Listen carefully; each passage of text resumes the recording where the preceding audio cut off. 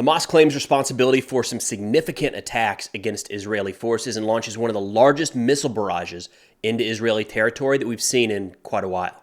What's going on, everyone? Let's take a look at some updates as it relates to the ongoing war between Israel and Hamas.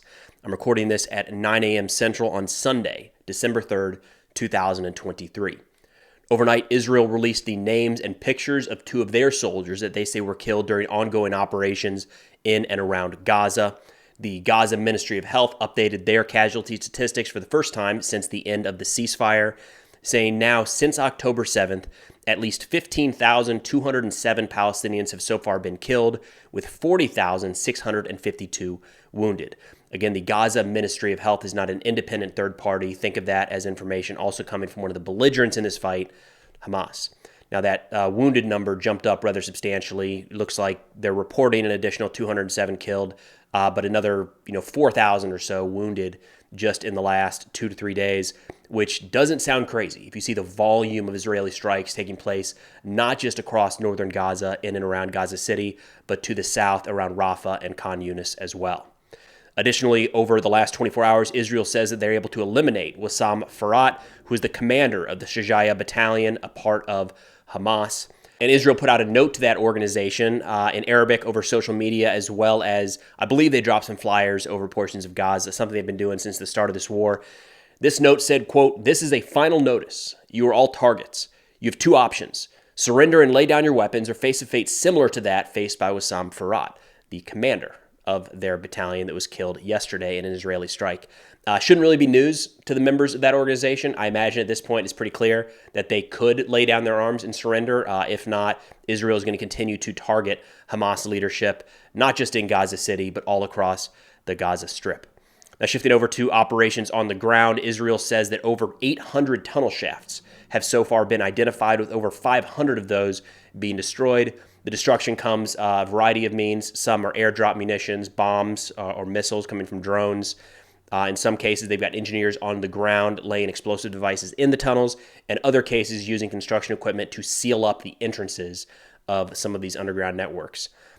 Israel says additionally that many of these tunnels that they found so far are located in or near civilian infrastructure in places like schools, mosques, and playgrounds. Hamas put out some pretty significant and specific claims over the past 24 hours as it relates to attacking Israeli soldiers in Gaza.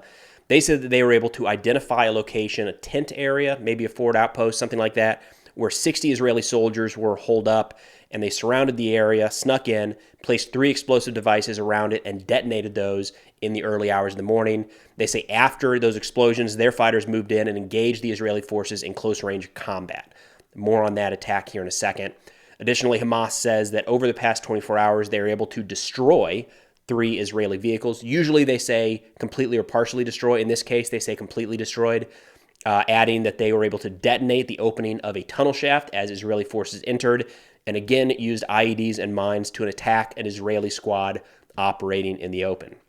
In each of these claims that Hamas put out over the past 24 hours, they say that multiple casualties were sustained by Israeli forces.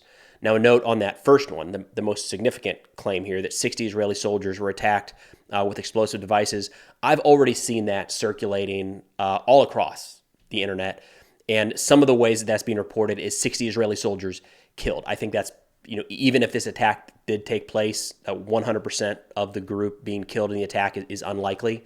But, it's worth noting, Hamas has not traditionally put out this specific of information after attacks over the course of the past couple months. So what we can say right now, the definitive proof that we have right now is just from these statements. There's been no video or picture evidence coming out. But again, given how specific the descriptions were of some of these attacks, keep your eye out. Entirely possible that we see some additional casualties reported by Israel in the next couple days. Overnight, Hamas launched a significant rocket volley into Israel. We're 1 month into this war, and there's still significant indirect fire coming into Israeli territory. I'm going to play 3 different clips here from 3 different points of view. The first one was released by Hamas. You can see the rockets streaking through the sky. It's hard to tell how many were here. Dozens at least, right? This is just one point of view. But yesterday we showed a video of Israeli forces uncovering Hamas rockets, kind of short-range rockets, in a building in Gaza. And I mentioned it's I think surprising to a lot of people how many munitions Hamas had on hand when they kicked this war off on October 7th, and how many they've been able to maintain since the ground operations kicked off in Gaza. And they're still finding places to sneak out and launch these attacks against Israel. Now, it's worth noting in any of these videos, the rocket launches at night, there's so very little to determine exactly which day it came from. Entirely possible that these videos from either side are from a previous engagement. That said, there were reports both from Hamas and Israel of a significant barrage last night. Then the next video here is from the Israeli perspective. We've got Iron Dome interceptors being fired to intercept those Hamas rockets that are inbound.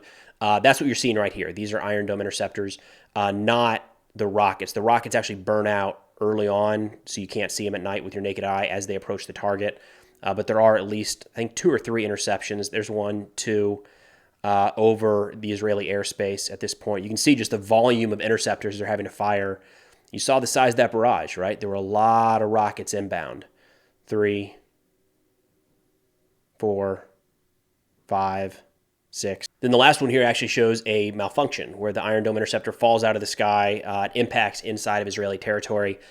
Look, air defense is a tricky game at baseline. There's always going to be malfunctions and problems, things like that.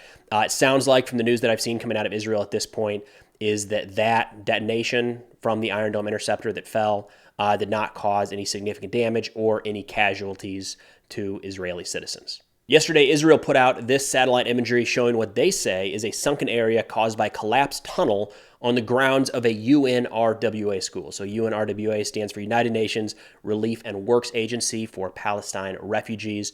Of course, it's very, very hard to confirm something like this, confirm a tunnel from overhead imagery. So we'll have to wait until there's actually boots on the ground and then get the pictures from right on site.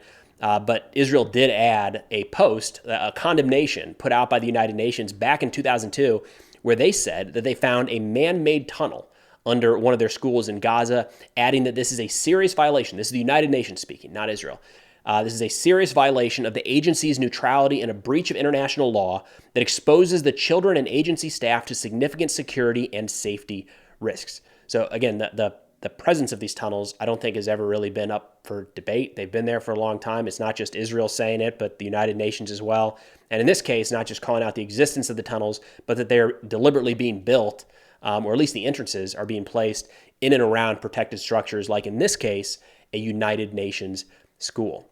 Now, with the ceasefire having wrapped up, Hezbollah is back to attacking Israel multiple times on a daily basis. They announced 11 attacks from Lebanese territory into Israel yesterday. This includes things like rockets, short-range drones, anti-tank guided missiles, as well as mortars and sniper rifles.